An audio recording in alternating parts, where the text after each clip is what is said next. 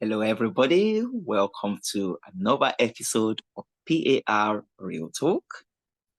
And as usual, my name is Pali. I'll be the host of the show, and I have an incredible guest on the show. An amazing guest. There's a lot to learn today. If I can get my guest, if I can get you to please introduce yourself, tell us your name, tell us where you're from, and a brief summary of what you do, please. Okay, well, I'm Brian Christopher Murphy. I live in Vicksburg, Mississippi in the USA. I'm originally from Indianapolis, Indiana in the USA. That's in the Midwest. Down here in the deep South, we're the land down yonder. Wasn't born in the South, but got here as quick as I could.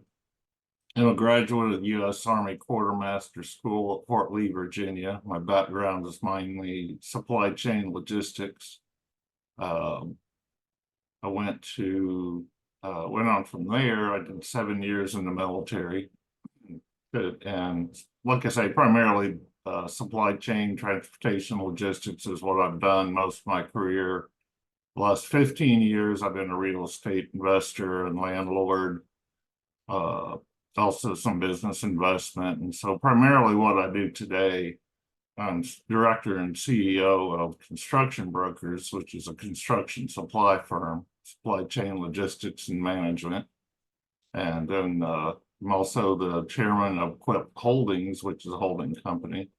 And I'm also the chairman of Quilt Advisory Group, which we're a group of advisors, whatever you need help with personally, business. You tell me what you need, when and where, and I will make it happen. Perfect. That's a lot of hats you wear there. There's a lot of hats to wear, but I try to wear them well. And I think probably the key thing I bring is, one of the nicest compliments I was ever paid someone was, they said, I always feel better after having talked to you. You make me feel good about myself. So I kind of feel like that's my superpower, because my belief is in unity, just like Power Radio. But the way I see it, it's you and I, T-by. You and I together as one, working to make the world a better place. And I think that's why we make a good fit for each other, because we have that unity message, unity through music through cooperation. The word team, people say there's no I in team.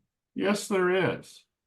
Look in the word team in big block letters, T-E-A-M. See the I? You see it? It's right there in the A. There's the I in team. And what are the last two letters in team? Am. Who's a member of this team? I am. And you are, and we all are. And together with unity, we create synergy. And when synergy happens, anything's possible. That is really, really cool. I like the way you my company's main page, www.cbimes.com on the web. You can read my main message to anybody that comes to my company, whatever they need. When anyone, a customer, a client, an employee comes to me, my first question is, how can I help? Because I'm not a boss, I'm a leader. I show people the way. I empower people. You can do anything you want to, literally. But you have to apply yourself. You have to learn first. And that's where, as a CEO, I spend the bulk of my time right here in my home office, doing what I'm doing right now on the computer, talking to people, advising them. And when I'm not doing that, I'm looking things up. I'm learning. I am constantly in learning mode, because that's what a leader does. They keep learning. Want to be in better shape than the people you want to help, you got to learn how. And whether you go online, teach yourself, there's self-help books.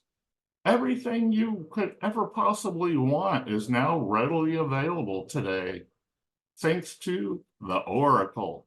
the internet, which we together using synergy have created. You and I together, working as one, are creating this podcast.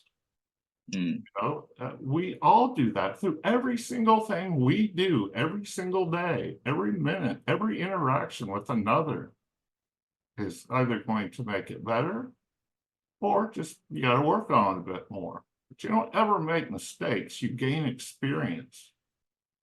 That's how we learn. Experience is our biggest teacher. School just teaches you the basics. If all you've had is grade school and college, well, you've gotten the book smarts. Now get out there and get the experience, because it's not the destination, it's the journey.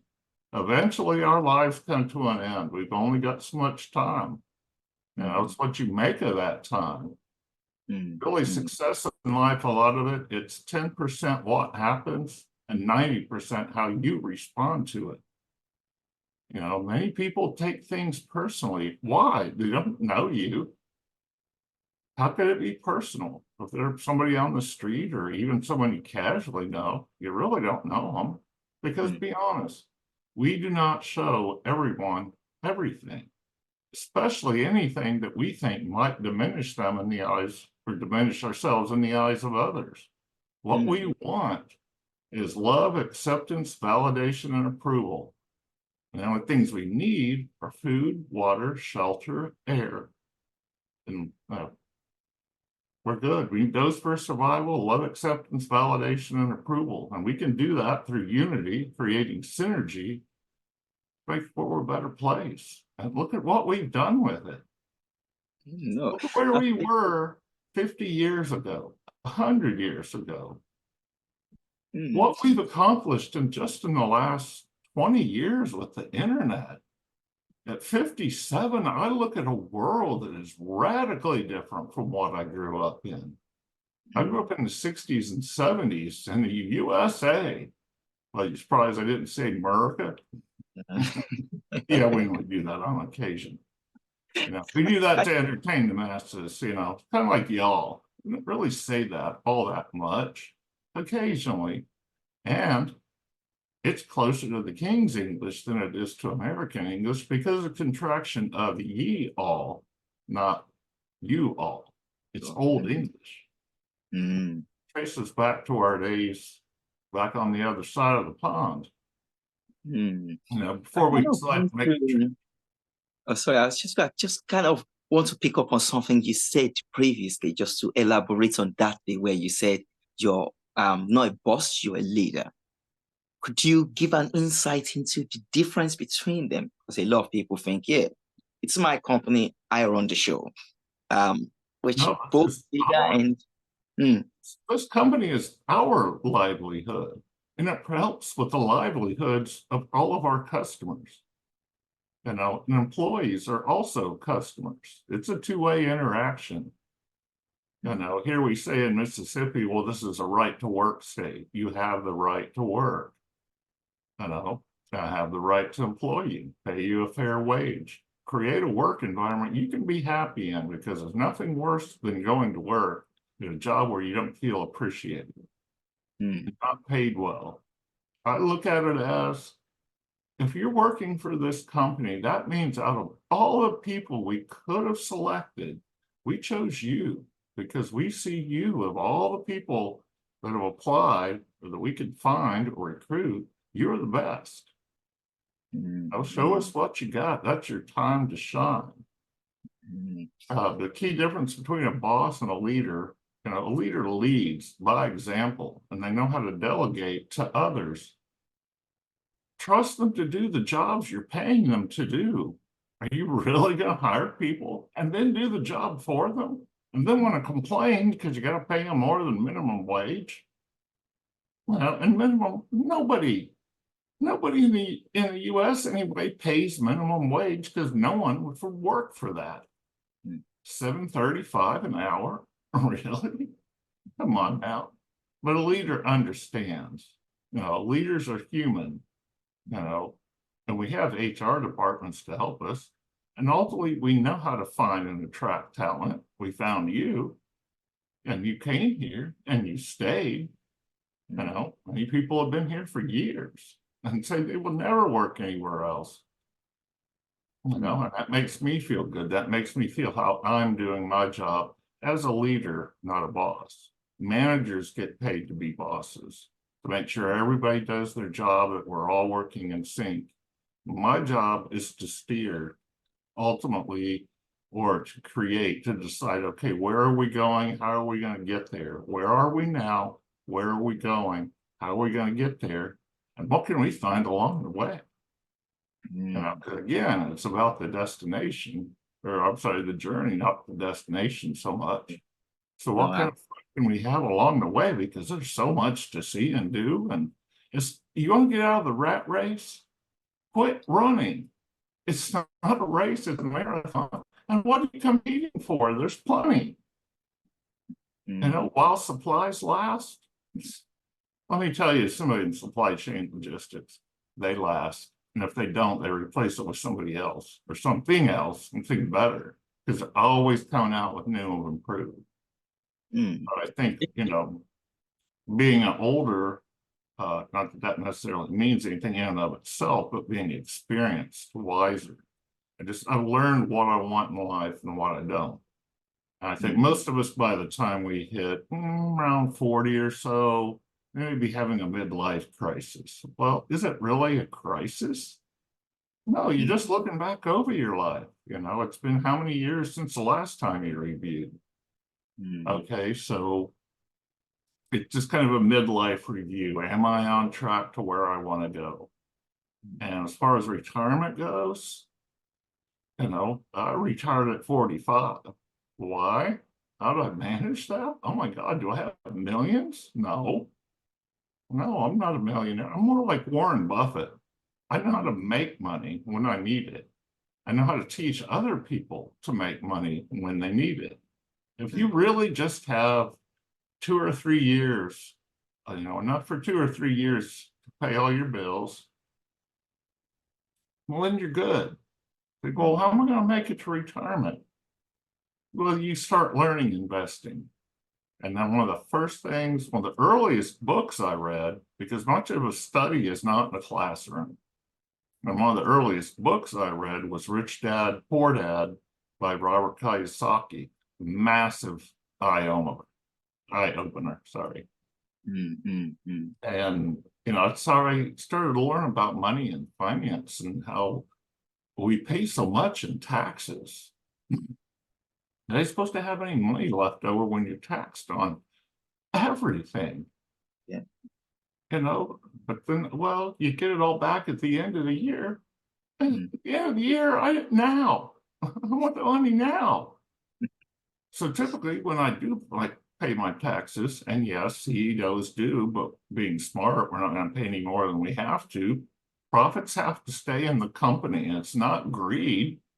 I'm taking care of you. This company needs the money to do that. Pay the benefits, because we don't have socialized medicine in the USA.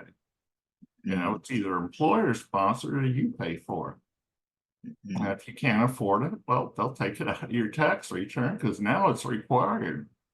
We're the only country in the world that I think has ever required its citizens to buy a product from a third party. You know, it's like, really? And the thing was, they rushed it through and then signed it without even reading it because it was like this many miles high. You know, what legislator does that and stays in office? Yeah, just vote for this. We'll tell you what's in it later. And they did. Every one of them said, no, until I've had a chance to read it, I'm not signing this. This affects the entire country. And this is your idea of socialized medicine? No. You put it, well, you know, they kick it down and they say, well, we don't have anything to replace it with. Well, then you put it back the way it was. It wasn't the greatest, but it worked. It was the best we had. We had most of the country covered. You know, and we have programs for people who can't afford insurance. That's what Medicaid is for. It's a government program that will pay for the insurance if you can't afford it. If you can, well, then it should be okay, but they've jacked the price up so high. if you can afford the premiums, well, then you can't afford to pay the deductible, which you have to pay. That's why the idea of an ambulance scares us to death. It's like, no, it's okay. I'll walk. I'll somehow manage to keep this second chest wound at bay because I can't afford that. So is this what kind of got you into strategic planning? Just looking at the world and looking at how things are and really wanting to help people. Is that what shifted you into strategic planning? I think the strategic planning was primarily, I mean, that's part of being a leader. You have to look ahead, but you also don't want to get ahead of yourself. So it tends to be, I tend to take a one day at a time, one thing at a time approach as far as seeing what's happening, because so many people, they make plans, but they make backup plans. They make up backup plans for what can go wrong, not what can go right. What if your plans work out perfectly and it goes exactly the way you thought it was going to go? You got an effective leader, and it's not just me. There's other managers and other people in the company that can help you. And if they can't, I'll find you somebody who can. We're a network of advisors, not just a handful of people. It's this company, other companies, other people.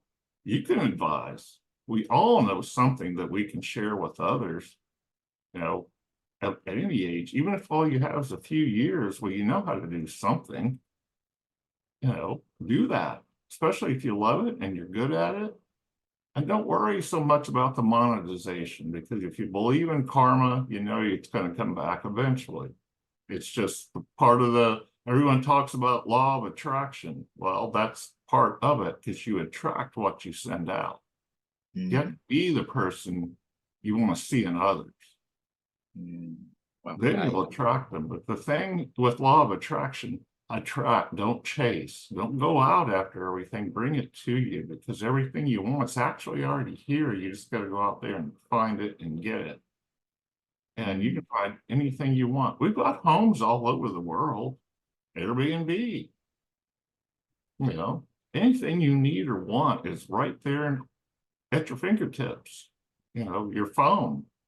That's what we did, using synergy through good leadership, working together, you and I and everyone together, all the other eyes and team, have made all this happen. I spent the bulk of my life was pre-internet. I didn't know really the internet until like 95. And I remember pre-internet, if you didn't know DOS, you couldn't work with the computer. If you didn't know how to type, it was going to take you all day. And how do you kind of so for you as a CEO, obviously there are a lot of projects, there are a lot of people to deal with. How do you prioritize that, to make sure actually you're delivering the right thing at the right time?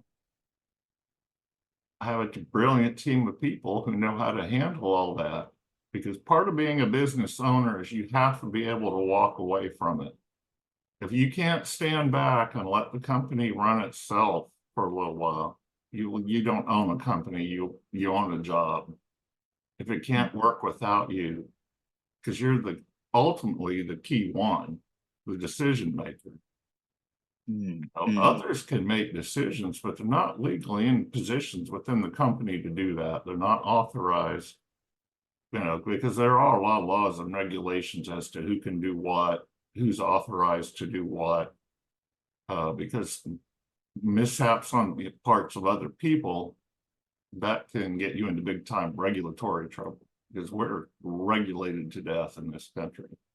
Between the taxes and the regulation, it's hard to have any money. That's why I want to come live in the UK. Yeah, where you're coming from there, it's kind of the same here in the UK. But I think for me, it's more so you delegate and say, okay, these are the people I want to work with. This is how I want to, but you let other people do it.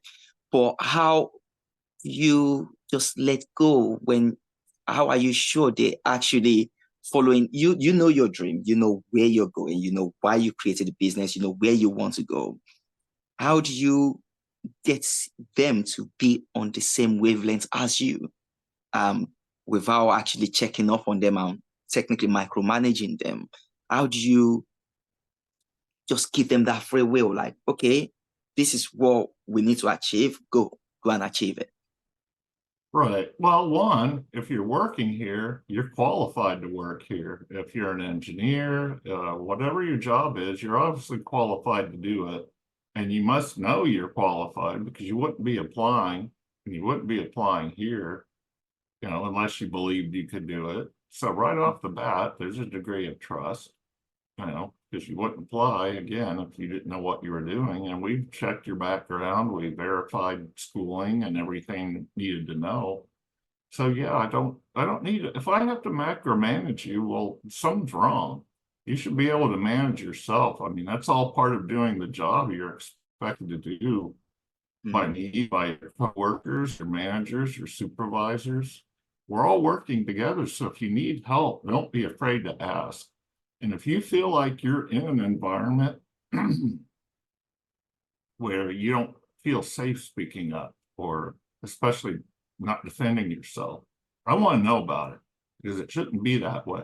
You should be able to speak freely, communicate openly, because we can't get the job done if we can't communicate effectively. As far as micromanaging, I do that to myself to make sure I don't do or say the wrong thing. Because if you have to, you can try to be helpful, like say, I'm not that busy, and I'll come in and I'll help. Well, some people feel like, well, what? Don't you think I'm doing the job good enough? Don't you think I can do my job? It's like, yes, I know you can, but I can help. But again, you have to be careful in that. Like I remember one time I was in a meeting with an employee, a couple of employees, we were just discussing some things that needed to be done. It wasn't disciplinary by any means. And a knock came at the door. I got up and I got it. And I said, okay, sorry about that. I sat back down there. We're surprised you got up and did it yourself. What? Because I'm the CEO of the company, everything's got to be done for me? No, it's mine. It's ours, actually. And in truth, as far as the profit-driven part of it, that's to keep the company afloat. I want this company to continue to give us livelihoods for as many generations as we can have. I want to see construction brokers or whatever companies I have with the established, 2010, and it's now 3127. Now, that means I built something that has lasted and kept people, having good jobs for generations to come. It's very rare for companies to last that long without a good synergistic team. And it takes everybody working together. And I just want to go back into sort of like your military background. I had a little short bit in the military as well, where so for us, you get your orders, and you know what the end goal is. This is what we're overall trying to achieve. Now it's down to you to break down what you have, what logistics you have, what manpower you have, what you need, and but this is what I've heard. So maybe you can correct that myth that in the US military, they kind of tell you everything you need to do up to the last minute. You have to stand there at this time and you have to mobilize at this time. You have to use this particular thing. Is that true? And did you bring that and think, okay, this is not how I want to do it. I want to give people the chance to be able to actually, let's hear what you have to say. Give us your idea. That's why you're here in the job. Right. But the way the military differs, it's more, there's much tougher command structure. You don't really have that much leeway to think and decide, because when you're, a military organization, your main job is national defense. So you have to be able to work cohesively. So you can't really have people making their own decisions. You have to make sure your decisions are being carried out, because if what you say does not reach the front line troops properly. Like we say, put people in a circle and you whisper to one something, and then by the time it comes back around, it's something totally different. Yeah. Well, we Yes. can't have that in the military. What the commanders say is what the troops have to hear. Otherwise, if they're saying, call them that way, and they're going that way, well, we just gave the enemy an advantage.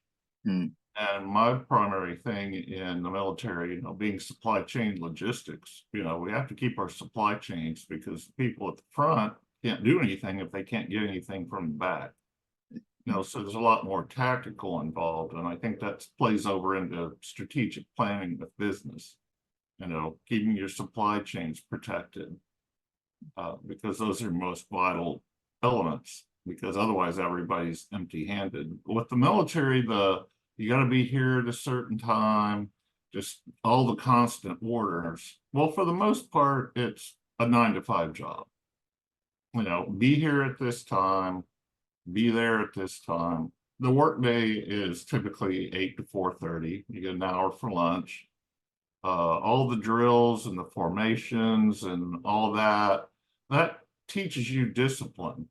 That's something everyone says that you get from military service. You learn discipline, that having to be there at certain times, that having to do things, whether you like them or not. That's where discipline comes from. It's the ability to do things, even though you don't want to do them and you hate them. But once it's over and it's done right and it's done well, we don't have to worry about it anymore. And do it right and well, because if you don't, you're going to be doing it again. Absolutely. Insanity is doing the same thing over and over again, expecting different results. Absolutely. I like that saying a lot. One of my managers say that a lot. There's a lot of fun. I had a blast in the military. Mm. Actually, well, it was back in the 90s, but I was in London. The military made that possible, because I was stationed in Germany and then Italy. I was in Europe for 3.5 years. So I've been to about 14 different countries there. Been to London, been to England, been to Ireland, been to Belgium, most of the Western European countries, because compared to the USA, it's so much smaller. I mean, you can go from London to Munich in, I think, 12 hours? Well, here in 12 hours, it would take me 12 hours to drive from here to Chicago. And then that's why we don't really travel a whole lot abroad, because we've got so much here. Mm. And people from all over the world have come here to make America what it is. That wasn't just us. That was all of us working together. Yeah, we're having a lot of problems here right now, but most of the world is. I think I really attribute a lot of that. It's to the magnetic shift of poles. Well, if it can affect the tides, it'll affect us, because we're 70% resonant water. So all this upset is because the poles are shifting. Happens about every 2,500 years. When it does, that's when you'll see a lot of upheaval, but good usually comes out of it. That's what the Renaissance came from. It was a pole shift. But prior to that, it was I think they call it the Dark Ages. Then it became the Age of Enlightenment, and I think that's where we are now with the magnetic pole shifting. It's a new Age of Enlightenment. We're waking up. We're not woke. We're waking up. Woke is actually past tense. You were woke. Well, then you were already awake then. We're kind of half asleep at the wheel. But no, you're awake if you're aware. But awareness doesn't necessarily mean consciousness. You also need to be consciously aware. So be careful. Just like I say, one day at a time, one thing at a time. Don't try to take on the entire world. Take care of you, because you got to be in better shape than the people you want to help. That's where self-care comes in, and that too is part of a leadership. What leader does. That's great that you kind of went into that about self-care, because what I kind of wanted to ask is, obviously, being a CEO and wearing all these different hats, you're constantly busy, constantly doing this, doing that. Where do you get the time for yourself? And when you do, what do you do in your spare time that's not work related? They're not really separated. You know, my personal time, my professional time, they're really more one because that's part of time management. I mean, when you're at the top, there's no days off. There's no scheduled really. I mean, 9 to 5, but when you're at the top, you're working around the clock because the commerce doesn't stop. You know, the business doesn't stop. You know, everybody may be at home, but they're going to be back again. You know, and that's where you got to have the time to really think and plan, strategize, and think, okay, where are you going next? Because they're focusing on what's happening today, now, but you got to be thinking ahead, but not super far ahead. You know, just far enough ahead you can hopefully see what's coming. But again, with supply chain, and that's my background, I can almost look into the future and tell you what's coming by what's happening today in supply chain. Are we well stocked? Are we not? Because if we're not and demand's coming, we're not going to have enough. Because the other side of the supply chain is demand chain. And so many companies don't look at the demand side, only the supply. You know, what's demand side saying? Because, you know, when they get out of balance, and that's what we're having so many economic problems, you can't shut supply chains down and then think you can just going to start them back up again. It requires a lot of time. And we were shut down for so long, people went and found other jobs. They had to. Not everybody got COVID unemployment.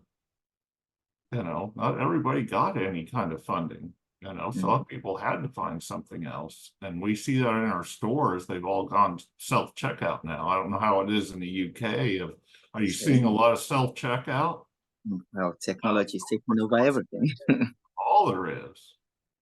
You know, but and then other stores still have, you know, they've got all their cashiers. There's no self-checkout. But the ones that do, can't just put it back the way it was, because most people take 20 minutes and help from a cashier to ring up 2 items. It was faster before. We get in and out, so it was worth paying them a little more. You know, now they don't have anybody because they all went and found something else. And the teenagers all know how to go on, make TikToks and do all kinds of stuff they're all online now. You know, the young ones, now they're in the digital age now. We're still back in the info age trying to figure out how the stuff works, because that's not what we grew up with. Oh, if we brought back cursive, landline phones, and manual transmissions, we don't know what to do. Absolutely. And there was a saying that somebody said that you don't raise your kid the same way your parents raised you, because that time when they raised you, that's gone. This is now the new age. So let's say now looking into because time is wrapping up. So let's look at the new age people. If they're like somebody like me, or even the ones that are younger, you know, just starting a business, what is that one piece of advice that you give somebody who is starting off to go, if you want to be successful, this you must do, regardless of what your business is? Well, first, if you want a business, I advise you to buy one, not build one, because it's a lot easier. It's like houses. Now, why would you want to build one when you can buy one already built to your specs that somebody else already built, because their vision was the same as yours? They just make little changes. Starting a business is the hard way to do it, but it is a great way to learn. But start small. You know, start out with small gigs, side hustles, just to kind of get a feel. But ultimately, you know, main thing is reading constantly. Before you go out there and start a business, learn what's involved. One, why are you going? What do you want the money for first? If you're only doing it for the money, well, you put the cart before the horse. What's your end game? My end game in business is I've made my money. Now I want to help you make money. And that's where the advisory group comes in. Helping you get what you want. And like I said, the first thing I'd ask you is, how can I help? And so my advice to, learn first before you start a business. Learn all your options. Learn how to start a business with no money down. There's options I can tell you about right now that you can get out there and make all kinds of money, don't need credit, don't need startup funding, and yet can make a mint. You got to figure out, what do you want first in terms of house, car, clothes. Just what do you need to live comfortably? Reasonably, you don't need a whole lot. You need a roof over your head, food on the table, transportation, medical care. When you have all that, now it's just a matter of want. There's nothing worse than financial stress making you constantly on edge. Live within your means and be comfortable and able to pay your bills. Because if you're constantly worried about money, you're going to be distracted. Get yourself, let's stay with the job until you get the business built to where it makes the money. You can then switch over.